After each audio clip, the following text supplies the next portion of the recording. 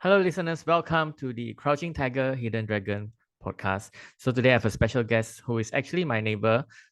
He's maybe less than 100 meters away. So I'm at the Hub SS2 and he's actually in the condo next to me. So Maverick is a old acquaintance of mine, quite old. And I still remember this, how we first met, right? So we got connected on LinkedIn. And then I said, hey, you would like to catch up? And then I invited him. We actually met up for coffee at Starling Mall. That's how I remember how we first met. And I remember how Maverick gave me a piece of advice. At that time, I was on the verge of starting to start my own sort of business. So I think the first advice that Maverick gave me, which I still practice still today religiously, he said, bro, keep all your receipts. And Oh that is yeah, the man.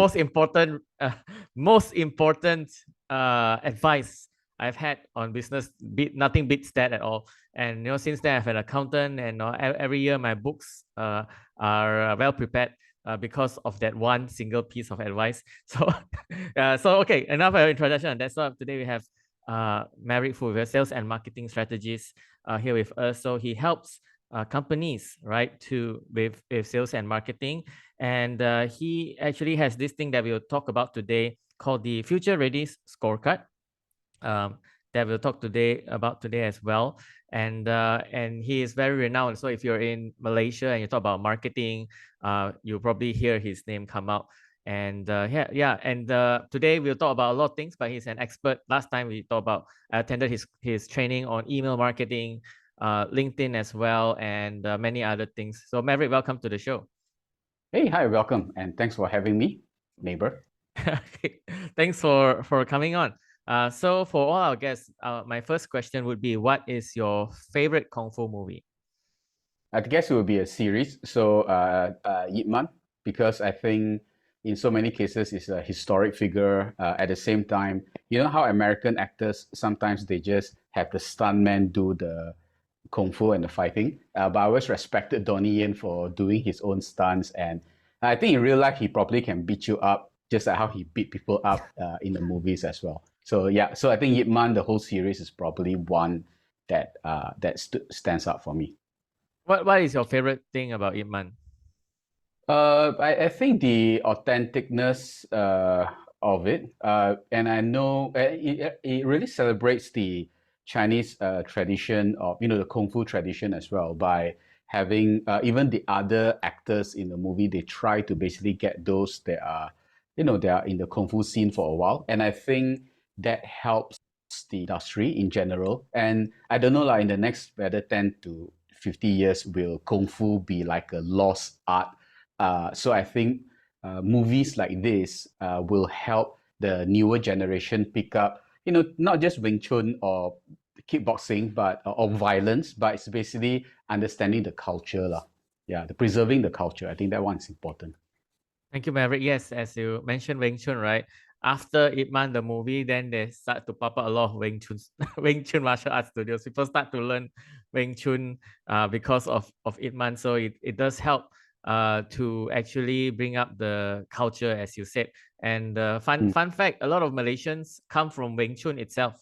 A lot of Hokkien people come from Wing Chun. So that yeah. is something I resonate with Ip Man. All right. So Maverick, can you also share with our guests, like, what do you do today as a sales and marketing strategist?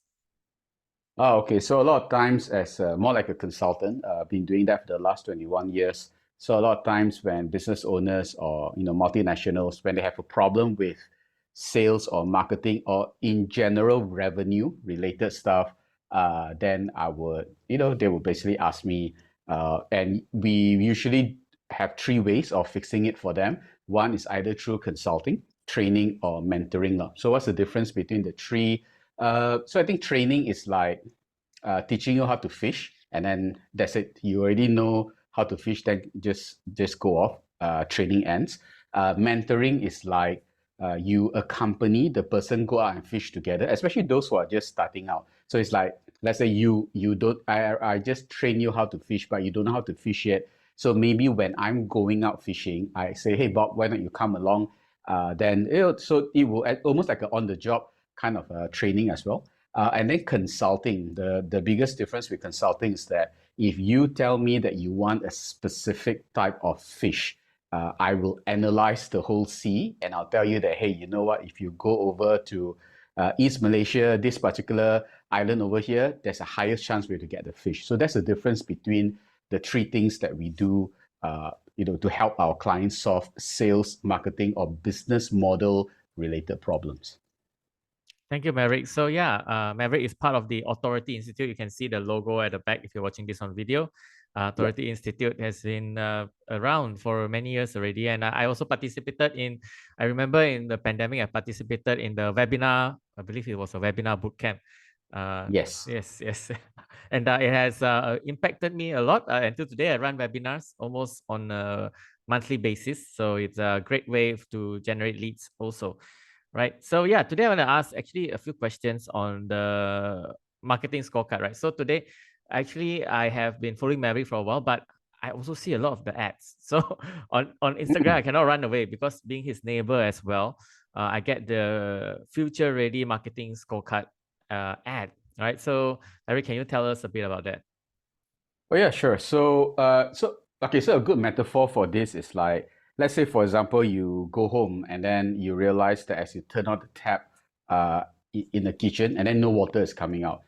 So instead of blaming Ice Lang or whoever that's supplying the water, and then you realize that hey, actually your neighbor got water. So it's something wrong with your plumbing. Now, a stupid thing to do would be to destroy the whole wall and build a whole pipeline again, because it's a waste of money and waste of time. A proper way to do is probably to use like an X-ray device to like find out which part of your pipe is like leaking, and then either yourself or get the plumber to fix that particular area only. So that metaphor is the same as like building a marketing funnel, because a lot of times when business owners say that, oh, you know what, marketing, building a funnel is very expensive, it's because the agencies or the consultants that they work with literally ask them to destroy whatever that you have built and build a new one. So that's why it will cost like 5-6 figures, and it takes time as well. So we created the Future Ready Marketing Scorecard is because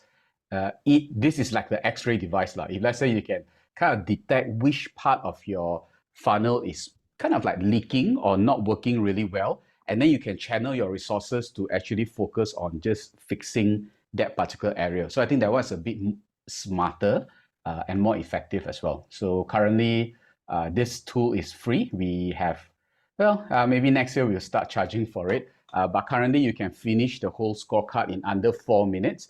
That's why we always say like it's almost like getting a crash course in marketing. Instead of spending 4 years in a marketing degree, at least now you just take 4 minutes. You play a song. By the time the song finishes, you probably have done the scorecard, and you would know exactly which part of your funnel is leaking or broken. Thank you, Maverick. Yeah, so if you've listened to him for the past few minutes, you would see that Maverick is very practical. And he's a actual practitioner. The analogy is like fixing the pipes. So it is very, I would say, down to earth and very practical indeed. And true enough, I actually tried the scorecard before today's interview, right before the interview, like 15 minutes ago, and I really finished it in 4 minutes as well. So thank you for sharing that. And I think yes, it is wise not to blow up the wall to fix the entire pipeline, but to look at which parts that you can improve. So can you share with us like what insights can businesses gain from it? Oh, okay. So, well, we can look at yours. Yours is actually done quite well. So, yeah, but over time, so overall, if you notice, there are like 5 key areas. Let's just have a look here. Yeah. Mary, So sorry to lead interrupt generate. you. Sorry to interrupt you. Yeah, so when I took part, right, there are a few questions that really stuck out to me. Like, there's like, Mm. hey, have you won any awards? How many, what is your cold email? Mm. Cold outreach rate, things like that. So a few very good questions, I might say, when I was taking part in the scorecard. So yeah, maybe you can share with us more about that also. Oh yeah, sure. So like for example, yeah, the question that you brought up just now on have you won any award? That would be under the brand booster. So like overall, yours is pretty good because you're a marketing consultant yourself, right? So there's no red color area. Later, I'll show you the results that we have done with over 600 over businesses. Then you can estimate as well. So your strongest over here is obviously your lead generator. If I can say, the only one that is slightly on the lower end is your sales presentations only. So which means that if I am just less than a few minutes, if I'm looking at this scorecard, right? If let's say you were to ask me, hey Maverick, if let's say you were to work on Bob Lowe's business, which area I will work on? The first question I will actually ask would be in terms of your cash reserves, because in business, cash reserves are very important. Now, how much runway you have. So I will ask you, do you have like easily more than 2 months, like 60 days? If your answer is yes, then I will say, you know what, your sales pipeline seems pretty strong. Let's work on your brand booster first. Okay, the reason why brand booster is because it takes time for you to like go and get an award and stuff like this. All that takes time. But if let's say you were to say, I mean, touch wood lah, if you say that, hey Maverick, my cash reserve, I only have like 30 days left, then I would shift the focus to basically work on sales presentations first. Because if we can help to refine the closing, right, then immediately you can see the results a lot faster. Now, it's not saying that brand booster is not important, because a lot of sales professionals or business owners who are very sales centric, right, they will always focus on sales presentations, and which is good. Their closing rate will be very good. But the problem is that they get tired over time, because they always have to get prospects again and again and again, and it's very tiring. So you see that quite a fair bit in like insurance industries, those who are very like sales centric industries. If let's say they had better branding, so let's say they do Instagram or they do TikTok or Xiaohongshu, for example. Now the benefit will be that it's a lot easier for them to get prospects. Yeah. So yeah, so that's yours. Let's look at some these are the others. So we have done about 600 over businesses already. So one thing that we can, because you talk about insights, right? So one thing we realized that in most businesses, their weakest is actually in conversation starter. So you see like lead generator, they're okay. Brand booster, they're okay. Sales presentations, they are strong because to be honest, if let's say their sales presentations is weak, right, they will probably be out of business already. Means they cannot close a sale. So that's bad. So that's why a lot of business owners, I mean, it's quite common for them to say that, hey, Maverick, I need help with my lead generation. But if let's say I get the result like this, right, I will actually tell them that, frankly, you don't need help with lead generation.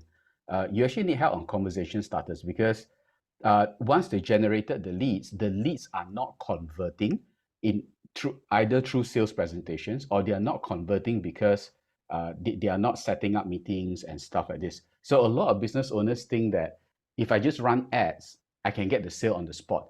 But you still need to go through a couple of processes first before you reach the sales presentations. Especially like your business and mine, where we are in B2B, our sales cycle is actually longer. It's not like, I go to Lazada, I want to buy an Apple Pencil casing, and if the price is right, the rating is good, within like less than 10 minutes, I will have decided. But to choose to get you, for example, to train my team on LinkedIn marketing, I probably have to meet you a couple of times, maybe check your, talk with some of your ex-clients before I make the decision.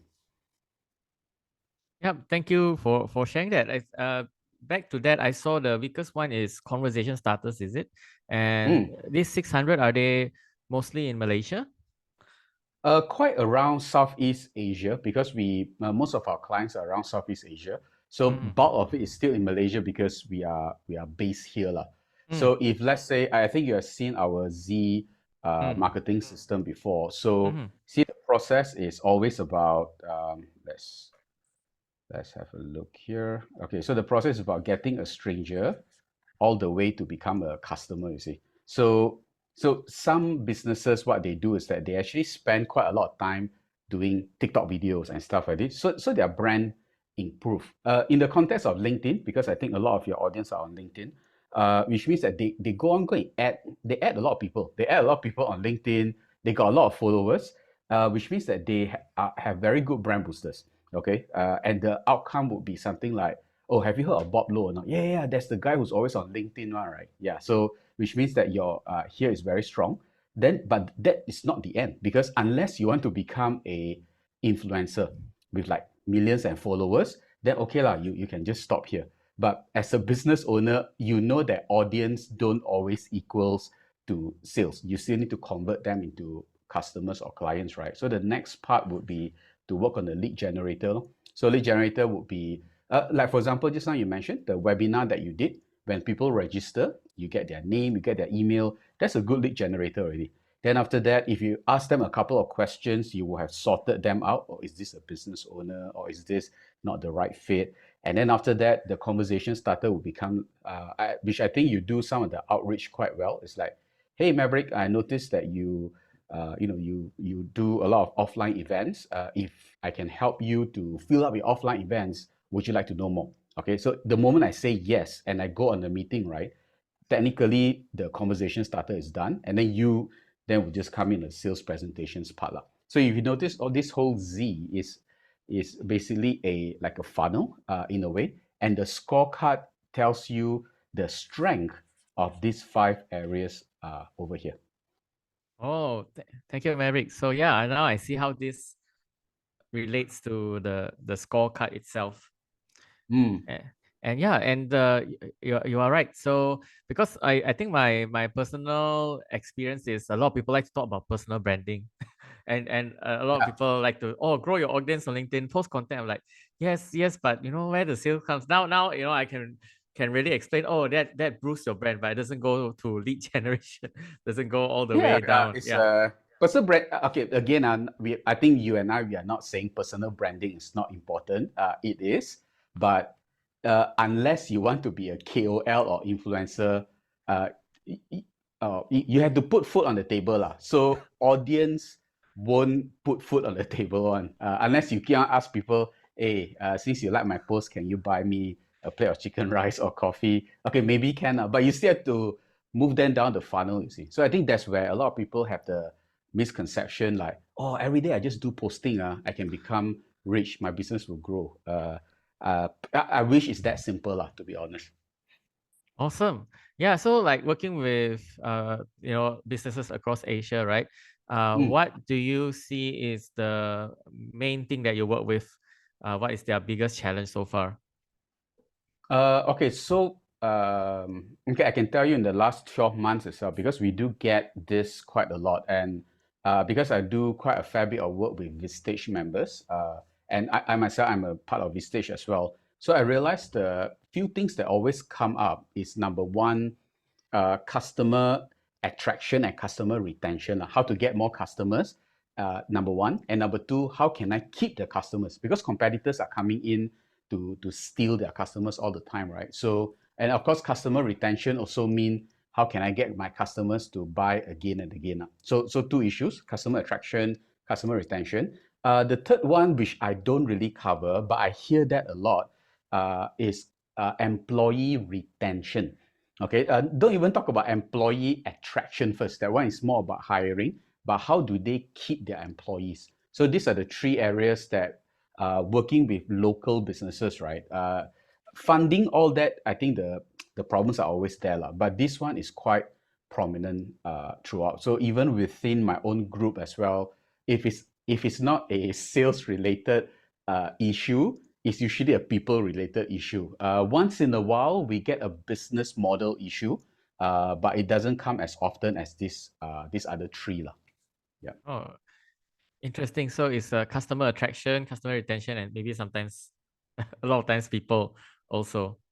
Yeah, people retention. So actually, just now the Z that you notice. So like companies like Deloitte, for example, and a couple others have actually uh, used.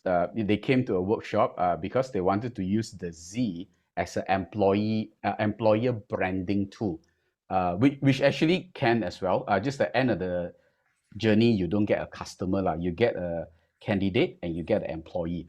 So this Z actually works well in employer branding as well. So it's maybe in the next 1 or 2 years we may use this for that. But currently, right now, like you mentioned earlier, like usually when people think about marketing problems, they will think about me. They won't. No one will say, "Oh, I got a problem with hiring and retention. Let's think about Maverick." So far, my branding is not like that yet. Yeah. Yeah. So it's employer branding also is a very current topic this year. But yeah, I'm also Very. not Mm. not in the HR space. So Oh. yeah, um, I also find that maybe you can say this. Like I find that a lot of Asia businesses, Mm. like they don't do marketing like the West. Like in the West, they will start. Oh, I need to do social media. I need to do a lot of things. Where in Asia, I find that a lot of businesses, they like I think I spoke to you about this as well. They love the word of mouth. they, Oh yeah. Word of they mouth. trust is a big thing in Asia. They don't start like in the West. They say, oh yeah, I need to put myself in social media. I need to publish a website, do ads. That's the first thing. But Correct. in Asia, they start with the word of mouth first. So do you have the same experience? Okay, so okay, I'm not saying that word of mouth doesn't work, but it's Mm, not a system, you see. Because the problem mm, with word of mouth is that, okay, let's keep a simple example. Let's say there's a cafe nearby downstairs, right? So you drink the coffee and it's really good, slow coffee, for example. Shout out to them. So when they say, "Hey Bob, you know what? Can you recommend to your friends if you like the coffee?" Okay, so that one's word of mouth already. But the power is actually in your hands, in the customer's hands, because you, Bob, or the customer can choose to not do a referral. I mean, it's up to me, right? Whether I want to refer your coffee or not. So that's why word of mouth, it doesn't mean that it doesn't work. It does, but it's not a system. It's not a process because there's no reliability. There's no predictability to it. Like I cannot say like 10 customers come into the cafe, right? I cannot even estimate like how many of them will be through word of mouth because it's totally out of my control. Okay, it works. Okay, I'm not saying that it doesn't work. It works, but it's not predictable. And it's in business, two things you always need lah. You need people and you need processes. Processes means that it needs some form of predictability. Now, if let's say it's a referral system, okay, referral system is different. Referral system would be, it's like, let's say the cafe were to tell you, hey Bob, if you buy 5 cups of coffee within this month, the 6th cup is free. Okay, you can drink yourself, you can buy for your friends, we don't care lah. As long as you buy 5 cups of coffee this month, we give you the 6th cup for free. Now that one is something that's more systematic because if I notice you drink 4 cups already, okay, and you got one more week left, I can always, because if you join the membership, I have your phone number, I can text you, hey Mr. Bob, you know what? You're just like one coffee away from, winning an extra cup. So if you have any meetings this week, just let us know. You come, you pay, and then your guest gets free coffee, something like this. Now that one is a lot more reliable. Okay, that one's more reliable. So that's one of the key difference between word of mouth and referral systems here. But referral system is just one mm. marketing funnel, one marketing process. You cannot just rely on one channel because to be honest, the customers do have a lot of choices. If I don't go to your cafe today, I can go to so many. I want to spread my love around, right? So that's why social media and email marketing or telesales or events marketing, all this would help boost your brand so people are more familiar. You see, that's why until today, McDonald's, I think, is a great company. Not talking about the health of the food and stuff like that, okay? Just looking at the health of the company. If I own shares, then it's a healthy company. Uh, you see, even until today, McDonald's still do billboard ads. They still run ads. Why? Because they need to remind you all the time that, hey, we got this new BTS burger, we got this prosperity burger, we got this. Because if they don't remind you as a system, uh, you won't forget. You will forget them. You end up eating someplace else. So if big companies are still relying on marketing and still investing so much in marketing, right? I think if we are the smaller company, more so we have to invest in the same as well. I don't think marketing should be a luxury or a privilege. It's a necessity, to be honest. Wow. Yeah, but do you find that so in my experience, Mm, especially Asian businesses, I mm. find that it is not it is not their top priority for some Nah. reason. Yeah. Yeah, it's not. It's I've met so many. Again, don't have to mention who, but some business owners who are willing to like buy a Series 7, which they have to pay 5,000-6,000 a month. than investing in marketing. Of course, in their mind, if I drive a BM Series 7, big shout out for the BMW, they would think that if I drive a Series 7, that's branding. No, lah, if you park your car at home or you park your car in the basement, if no one will see it, right, it's not really. And a lot of times you are doing advertisement for BMW. You're not doing advertisement for yourself, because if you look at Morgan Housel's book, The Psychology of Money, the paradox is that a lot of times we buy an expensive car thinking that people will look at us, the driver. But the truth is that people actually look at the car. They don't bother with the driver one, to be honest. So that is one of the weirdest paradox in our mind, really. Again, nothing against BM, Lexus, and all that. You all make good luxury cars. It's just that the intention. So if the business owner, let's say, drive a Toyota instead, with the additional 4,000 that he had every month, and he just do simple advertisements, simple ads to increase their visibility, they will immediately realize that very common, strangers will come to them and say that, yeah, I saw you on Facebook before, I always see this here and there and stuff like that. That's how you know their brand recall is actually high. And I think that one's a better investment than a car lah. Okay, again, please, nothing against cars. It's just a very common observation that I noticed in Malaysia, or a Rolex watch, or an expensive house that they never invite anyone to go to anyway. How's that marketing, right? Yeah, that is very, very interesting indeed. Yeah, that is also something that I find sometimes as well. So yeah, in the question, right, when I fill up the scorecard, one of the questions is, have you done any events in the past? I believe past 1 year or something. So yeah, is events a part of that, a part of getting brand boosters? Okay, a well-orchestrated event, right, can be multiple things. Okay, let's say we go back to the Z, right? Let's assume we do a physical event. So number one, yes, you're right. You will definitely get people who will see, oh, okay, Bob is doing an event at this conference. I want to go as well. Okay, and if you do it right, you can generate leads. So a simplest way is that, let's say, for example, you are speaking on stage. And then you notice a lot of people taking out their phones and taking photo of your slides, right? So all you need to do is that, hey, you know what? Why not you all WhatsApp me? This is my phone number. You all WhatsApp me. And after the session, I will send the slides to all of you. The moment people WhatsApp you, right, you've already gotten the leads ready.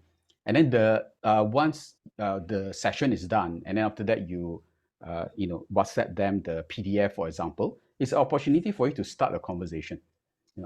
Start, what made you come to this event? What was the feedback, stuff like that? What was the thing that you liked the most? And if you, through the chatting, and you realize that some of them are the right fit because they meet the criteria of your clients, then push them to a sales presentation.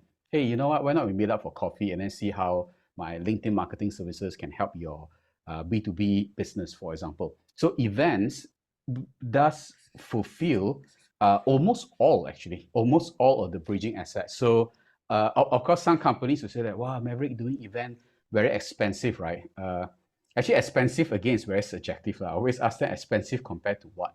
If you ask me, running an event and you get a lot of sales and leads, if it's run effectively, it's way better than having a sports car, because a sports car confirm will suck fuel and suck money out of your pocket already. Again, nothing against Lamborghini or Ferraris. I think within this short half an hour session, you already lost tons of sponsorship opportunities already.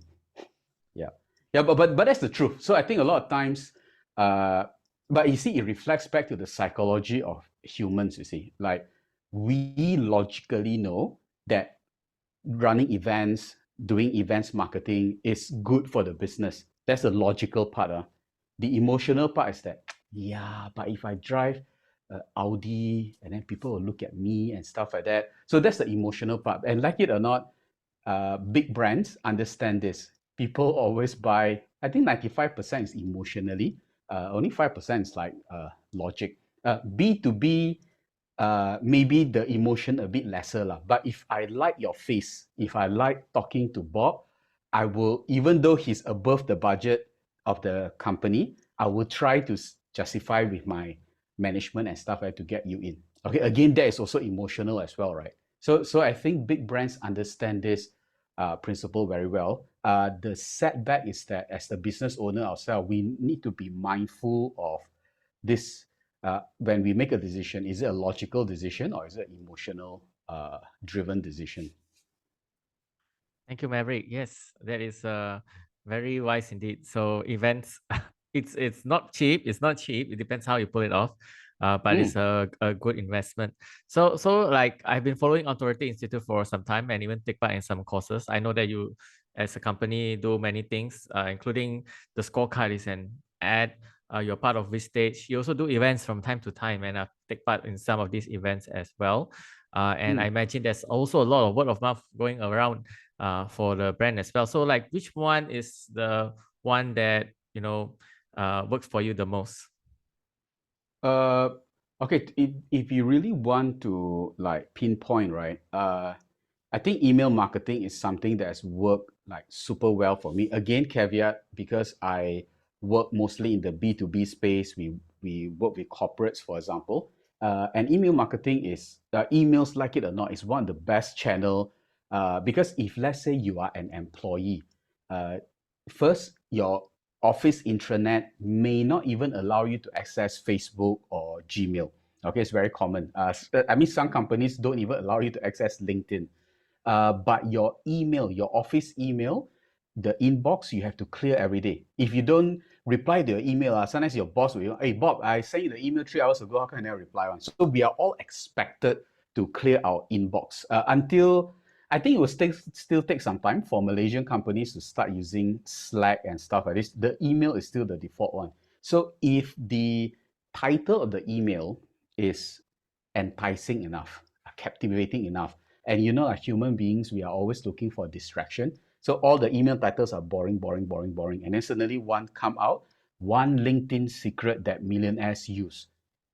Okay, that one very high chance people, I wonder what's that, and then they will start clicking on it. Or another one is 10 things you must do in Sekinchan before you die. Those kind of clickbaity stuff is all designed to distract you, and it works in a corporate setting as well. So the only reason why I think some people say that, oh, you know what, email marketing doesn't work, it's because they are spamming their list every day. It's like buy this, buy this, buy this, and then people unsubscribe. So, but if you're adding value, to your list, people won't unsubscribe. They'll open your email. They may not respond, but every time they open the email, right, I will consider that a brand booster already. So if we have a little CRM system in the back end combined with the email marketing system, what you can do is that those who open, like for example, 70% of your email, get the sales team to reach out to them over a call or WhatsApp. At least that person is a bit more receptive to talk to you because they've been opening your emails 70% of the time now. So if I can pick one channel, one medium, I would still say, especially in the corporate and the B2B side, right, is still email. So LinkedIn is good. Get their email address, and then after that, email nurture. So you do both. They see you at the public side, they see you on the private side as well. Yeah, thank you, Maverick, for that. So I attest to this because I still receive Candy's emails on Friday. So Authority Institute has an email going out Yeah. on Fridays. And I think one of the questions in the scorecard was, do you send non-salesy emails in, I think the past once a week to your prospects, right? Was one of the questions. So why is it, how has it, what is your observation on sending? So I know like Candy's email on Friday is not to sell anything, right? It's just to share Yeah. insights. So what is your experience with that? Okay, I think it's again it tap on the part that we want to be distracted all the time, and I saw this email interesting, and then people click on read on it. As a matter of fact, a way to stand out doing email marketing is because if 90% of the market always try to sell you stuff the moment you click on the open the email, and if you're the 10% who always provide massive value, right, immediately talking about credibility and authority lah. So in the mind of the reader, your authority is already higher already. Okay, so that will be very useful because when they decide to engage you that time, even though your price a bit expensive, right, they'll think, yeah, but actually Bob has been giving tons of value for me over the past few months and past few years, it justifies it. Okay, so because the trust is already built. And another principle that we kind of practice a lot is basically based on Google's ZMOT, zero moment of truth. So because we know in zero moment of truth, three numbers are very important. You need to be seen at least 4 locations. So like LinkedIn, billboard, a website, or maybe an exhibition, for example. So that's considered 4. You must have 11 touch points. So every time someone click or opens your email or like your post or leave you a comment, I will consider that a touch point already. So they are slowly, bit by bit, they are like getting one step closer to you, and they must have 7 hours of interaction. So they must have interacted with you for a combined 7 hours. So like for example, now I think we have been doing this interview for roughly about 30 minutes. So if someone had watched since the start or listened to since the start, I would have knocked off 6.5. I would have another 6.5 hours to build trust with them. But the half an hour is already gone. Okay, so that's a good thing. And so if someone listens to this on Spotify, because I know your podcast is on Spotify, then they were like, I wonder who is this Maverick or who's this Bob Lowe guy. So then they go and Google search and arrive at our LinkedIn profile and start consuming the content. And then, hey, he actually got a free scorecard. Let me go and click and play around with it, stuff like this. Guess what? All this is to build the 4-11-7, the 4 locations, the 11 touch points, and the 7 hours of interaction. So, and the Z marketing that you saw just now, we, among other insights, ZMOD was one of the insights that we use when we are designing that Z marketing system. Thank you, Maverick. 7-Eleven, 4, Oh, 7. yeah. It indeed. Right. So yeah, thank you so much. And being a marketing strategist yourself, so this year is the year of AI. But what are you excited about for marketing? Okay, so the good thing about AI is that it really speeds up stuff.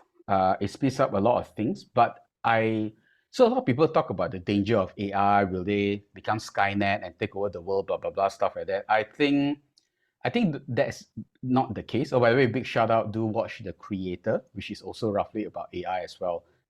And I think of all the movies movies and the things, a lot of times AI is there to assist human beings. But here's the problem though.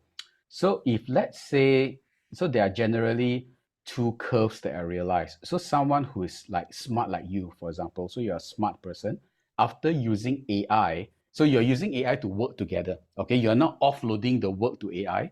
Over time, you become smarter because AI help you save time. So it's like, hey, ChatGPT, can you write 10 For articles example, for this interview, like Maverick said, Maverick saw this, but for this interview, half of the questions come from ChatGPT, right? So oh yeah, so we can recognize that. For now, I can still recognize, but after a while, you can't. Yeah. Yeah. So the research, so the questions would help you save time, and how you become smarter will be, okay, out of the 100 questions, maybe then you analyze and you pick the best 10. Okay, so over time you become better. But I think the danger that we have right now is I realize a lot of people who are, okay, for lack of the better word, not so smart lah, so a bit dumber, they would offload, they will see AI, ChatGPT or any tool as like a slave. It's like, hey, I just take the work, just throw a ChatGPT, and then after that, whatever output that they give me, I just copy and paste inside as a LinkedIn post, for example. The danger is that this group will actually become lazy over time. Now, this is a very bad combination. So not only are you not smart already, but you're actually lazy as well. If you combine these 2 together, the only one thing that's missing is arrogance. If you are dumb and you are lazy and you are arrogant, man, that's I think money somehow won't flow to you lah. This is in 2023. Hopefully I'm wrong, but I predict in the next 5 to 10 years, just like how in countries like Indonesia, where there's like the people who are really rich and really poor because of the wealth, I think the next 5 to 10 years, the gap is between intelligence. So the people who are smarter will be on top, will be earning a lot of money. The one that's not so smart is actually at the bottom. Now, you may argue that I thought smart people cannot be rich, right? But there are lots of rich people who are actually not so smart after you talk, because sometimes they inherited money and stuff like that, right? So yeah, but with the I think this is an opportunity for the programmers, the coders, the nerds, right? To I guess to take over the world, because let's create something and we use it, and we let the dumb people use it, and then they become lazy, and then we become the smart ones, and we are the one earning a lot of money. So there's going to be a big power or wealth shift in the next 10 years. So that I think is the impact of AI that I think a lot of people don't really talk about. I hope I'm wrong, because truth be told, I think both of us, we know Seth Godin, even or even Gary Vee, because I know you have met Gary Vee before. I think Gary Vee was saying that, hey, e-commerce is going to be such a big thing, 20 years ago, and yet after like 20 years, right, he still realized that e-commerce barely even reached the potential rate. Same thing with Seth Godin. Seth Godin, when he first saw the internet, he thought, this one won't last. Guess what? He was wrong. But that to me is a hallmark of a thought leader, because a thought leader means that you study trends, you make a prediction of the future, which sometimes you can be wrong, and you are open about, hey, guess what, guys, I'm actually wrong. And you make further predictions, because you get better over time. I think the worst are those who don't dare to say anything, because if I say it, what if I'm wrong? And then I think that's also one of the reasons why people don't post a lot on social media. They let themselves defeat themselves. Like, before I post this, why if people don't like my post? What if my photo not nice? What if people hate? I'm like, dude, you haven't even posted anything yet. And I've seen people, when I ask them, do you post on social media? They say yes. And when I look at their posts, especially on Facebook, they set the privacy setting to myself. Like, only they themselves can see only. I say, what's the point of post? That's to remind yourself at your funeral, or when you're gone, see now what are the things that you have done. But it's not doing your brand any favor. So I think the fear of being wrong, ChatGPT have been around for almost a year. Uh, has it made more people more active on social media? I'm not really sure, to be honest. Those people who don't post 1 year ago, right? I don't see them posting now anyway. But even if they post with ChatGPT, I think one shot you can see that is written by a robot. So they are, again, the danger is that they could be on this downward curve, and it will make them lose out in the next 5 to 10 more years. But hopefully I'm wrong. Thank you, Maverick. Yeah, so just to explain that AI has helped me with a lot of podcast interviews. So I asked it for 20 questions, and like Maverick said, I choose out of 20 questions, I choose maybe 5 or 6 that are really good questions. And sometimes they can ask questions that you never thought about. And of course, during the interview, I will have my own questions as well. So it helps me, instead of, oh, I just asked the 20 questions that ChatGPT give me, right? But it helps that I don't need to crack my head, right? So if I go into an interview, I already have that, 5, 6 questions that I already have, and then I can get better from there. And yeah, it is an amazing tool for content writing. to those who already create content, Kevin, to those who already create content, it's great, because then you get over writer's block. You ask it to write first, then you say, oh yeah, I can make it better this way.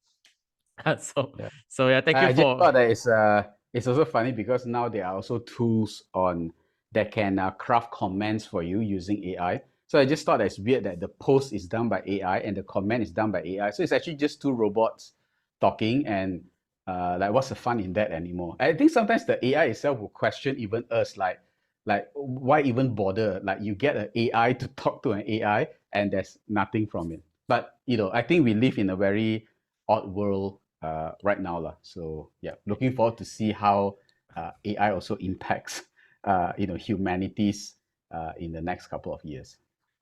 Thank you, Maverick. Yes. So thank you for coming on the pod. So you are a real practitioner, same like Itman, right? Or Donnie Yen, right? It's not, you're not just, showing like learn like the Marvel superheroes, right? I know they are not kung fu. They don't know kung fu one. They learn it for the Yeah. movie, right? But you are like Donnie Yen itself. You already are a martial artist, and you preach while you practice. So last question today is like, so as you know, a lot of my audience, and I will put up clips on LinkedIn, etc. So a lot of my audience are on LinkedIn, and also business owners and leaders as well. So what is your final advice to those who are business leaders on LinkedIn? Okay, the fact that if you're listening to watching this post on LinkedIn, you're already way better than a lot of others who are still not on LinkedIn. I think somehow LinkedIn is not as dopamine injecting as Instagram, like, so because LinkedIn is like very businessy and stuff like that. But truth be told, if you are an employee, your next hirer, your next boss, your next company could be on LinkedIn. If you are a business owner, your next business partner in another country could be Slovakia or somewhere else, could be on LinkedIn as well. So if you are not spending time putting stuff out, don't just go on LinkedIn and be on LinkedIn means you just wait at the bench and wait for the bus to come. That one's I don't call that being on LinkedIn. That one's just called waiting at the bench only. Okay, but start posting, start interacting, and I think the biggest difference I noticed with LinkedIn and other social media platforms is that even if you don't post as much, but if you just comment, you already got like tremendous traction. So if your profile is really optimized, check out Bob's tips on how to optimize your profile. And if you're really lazy to create posts, just go there and leave 10 comments a day. You'll be amazed at the number of profile visits that you get over the next couple of weeks.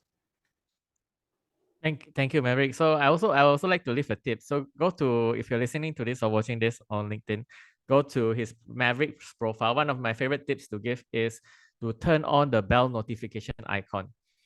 So if you follow someone, there's a small bell. So click follow first, then there's a small bell that appears.